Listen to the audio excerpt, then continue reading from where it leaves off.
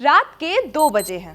बच्चा लगातार रो रहा है और एक माँ उसकी देखभाल करते करते थक चुकी है। ऐसे मुश्किल समय में अगर कोई दरवाजा उसके लिए खुला मिले, जहाँ उसे सुकून, सहारा और अपनापन मिले, तो शायद उसकी परेशानी कुछ कम हो जाए। से है जहाँ एक माँ की मदद के लिए एक अनोखी पहल शुरू की गई है। यहाँ देर रात तक खुले रहने वाले खास कैफे उन महिलाओं के लिए राहत का ठिकाना बन रहे हैं जो अपने बच्चों के रात भर रोने की वजह से परेशान हैं, तनाव में हैं, थकान में हैं और अकेलेपन का सामना कर रही हैं। जापान के उत्तरी इलाके के होकाइडो के एक मेमूरो शहर में ऐसा कैफे इन दिनों लोगों का ध्यान खींच रहा है।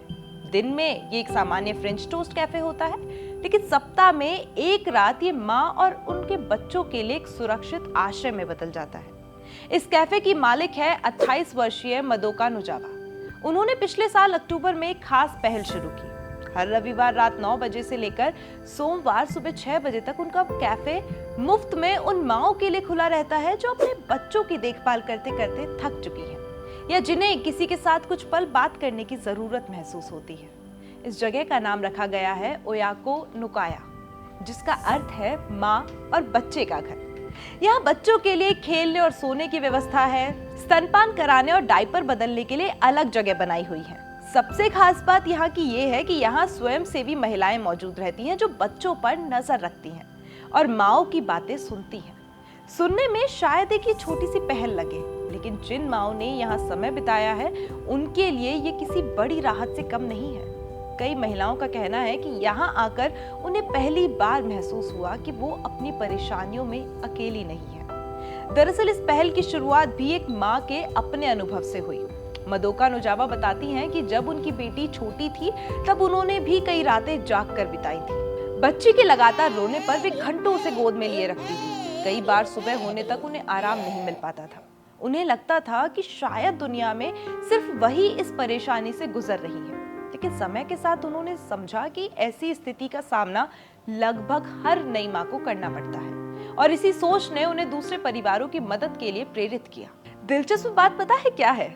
वो ये है कि इस विचार की जड़ें एक जापानी कॉमिक यानी मंगा में भी मिलती हैं। कुछ साल पहले एक महिला कार्टूनिस्ट ने एक काल्पनिक जगह की कल्पना की थी जहाँ रात में परेशान माएं अपने बच्चों के साथ जाकर राहत पा सकती थी। उस कहानी को लोगों ने काफी पसंद किया।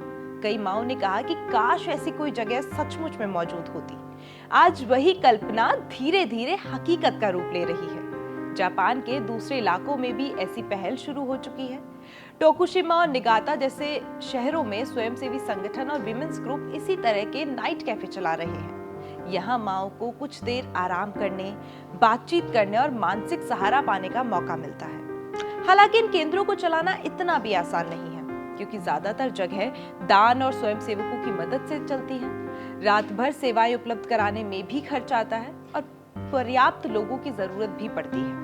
विशेषज्ञों की माने तो उनका कहना है कि बच्चे के जन्म के बाद महिलाओं को केवल शारीरिक देखभाल की नहीं बल्कि मानसिक और भावनात्मक सहयोग की भी जरूरत होती है। ऐसे में इस तरह की मिलीजुली पहल से नई माँओं के जीवन में बहुत बड़ा बदलाव ला सकते हैं। ये पहल हमें एक अहम बात भी सिखाती है कि कभी-कभी किसी की मदद करने के लिए बहुत बड़े संसाधनों की जरूरत नहीं होती।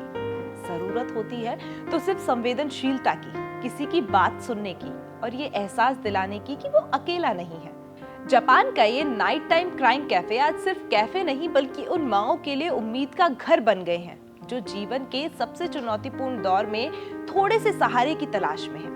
और यही है हमारी आज की खुश खबर, जो बताती है कि दुनिया में अभी भी ऐसे लोग हैं जो दूसरों की परेशानी को समझकर उसे कम करने की कोशिश करते हैं।